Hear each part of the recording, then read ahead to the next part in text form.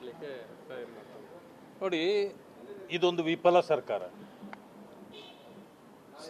ಸಫಲ ಸರ್ಕಾರ ಆಗಬೇಕಾಗಿತ್ತು. ವಿಫಲ ಸರ್ಕಾರ ಅಂತಂತಂದರೆ ಯಾವುದೇ ವಿಧದಲ್ಲೂ ಕೂಡ ಇವರ ಪರ್ಫಾರ್ಮೆನ್ಸ್ ಶೂನ್ಯವಾಗಿದೆ.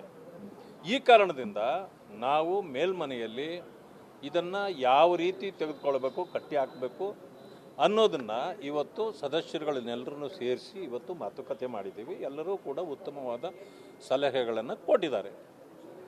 ಇವರಿಗೆ ವಿದ್ಯೆ ಅನ್ನತಕ್ಕಂಥದ್ದು ಪ್ರಿಯಾರಿಟಿ ಅಲ್ಲ, ದಲಿತರ ಸಮಸ್ಯೆಗಳು ಪ್ರಿಯಾರಿಟಿ ಅಲ್ಲ.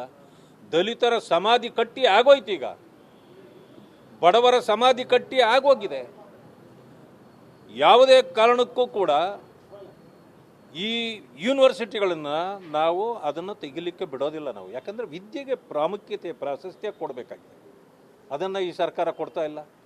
5 ಗ್ಯಾರಂಟಿಗಳ ಹೆಸರು ಹೇಳ್ಕೊಂಡು 5 ವರ್ಷ ಆ ಕಡೆ ನುಂಗಿ ನೀರು ಕುಡಿದು ಹೊರಟೋಗ್ಬೇಕು ಅಂತೇಳಿ ಇವರು ಯೋಚನೆ ಮಾಡಿದ್ದಾರೆ. ಆದ್ದರಿಂದಾಗಿ ಪ್ರತಿ ದಿನಕ್ಕೆ ಒಂದೊಂದು ಹಗರಣಗಳು ಇವರದು ಹೊರಗಡೆ ಬರ್ತವೆ. ಇವತ್ತು ರಾಜ್ಯದಲ್ಲಿ ನೋಡಿದ್ರೆ ಕಾನೂನು ಸುವ್ಯವಸ್ಥೆ ಎಲ್ಲಿ ಅಂತ ಹುಡುಕಿ ನೋಡಬೇಕಾಗಿದೆ ನಾವು. ತಲ್ವಾರುಗಳು ರಸ್ತೆಗಳಲ್ಲಿ ಜಳಪಿಸ್ತಾರೆ. ಯಾರು ಇದಕ್ಕೆ ಕುಮ್ಮಕ್ಕೆ? ಯಾರು? ನಿಮ್ಮ ಅತಿಯಾದ ಈ ಓಲೈಕೆ ರಾಜಕಾರಣ ರಾಜ್ಯದ ಜನರನ್ನು ಸಂಕಷ್ಟಕ್ಕೆ ಸಿಕ್ಕಿಸ್ತಕ್ಕಂಥ ಕೆಲಸವನ್ನು ಮಾಡ್ತಾ ಇದ್ದಾರೆ. ಅದಕ್ಕೆ ನಮ್ಮ ಸದಸ್ಯರು ಎಲ್ಲರೂ ಕೂಡ ಒಕ್ಕೊರಳಿನಿಂದ ಒಗ್ಗಟ್ಟಿನಿಂದ ನಾವು ಎರಡೂ ಸದನಗಳಲ್ಲಿ ಹೋರಾಟವನ್ನು ಮಾಡಬೇಕು. ಯಾವುದೇ ಸಮಸ್ಯೆ ಬಂದರೂ ಅದನ್ನು ಒಗ್ಗಟ್ಟಿನಿಂದ ಎದುರಿಸಬೇಕು ಅಂತಕ್ಕಂಥದ್ದನ್ನು ಈಗಾಗಲೇ ಎಲ್ಲರೂ ಹೇಳಿದ್ದಾರೆ. ಇವತ್ತು ಮಾನ್ಯ ಅಧ್ಯಕ್ಷರ ನೇತೃತ್ವದಲ್ಲಿ, ಮಾನ್ಯ ವಿರೋಧ ಪಕ್ಷದರು ತಳಮನೆ ಅವರ ನೇತೃತ್ವದಲ್ಲಿ ನಾವೆಲ್ಲರೂ ಒಗ್ಗಟ್ಟಿನಿಂದ ಇದನ್ನು ಮಾಡ್ತೇವೆ.